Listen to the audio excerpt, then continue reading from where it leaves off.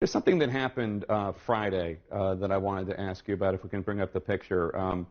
You were at the funeral for former Senator Bob Dole, and you were seated, there you are. You're seated next to a Republican Senator, Ted Cruz, who, as everybody can see, is not masked, despite rules at the National Cathedral requiring all guests to wear masks indoors. Now, you're a breast cancer survivor. You're still recovering, I guess. No, I'm 100%. You're 100% better, but you're still at risk of infection because of this fight that you won.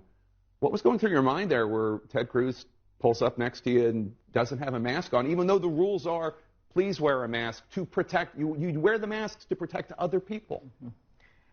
I think people should wear masks, especially when they're in settings when they're supposed to. I think part of our duty as civic leaders is actually to model behavior, because it's not just about masks, it's also about vaccines. And Ted Cruz, he's gotten a vaccine, he gets that. And part of what I don't want to get lost here is why we were there. We were there to honor Bob Dole and his memory. Bob Dole was all about consensus, bringing people together, and let's not forget that.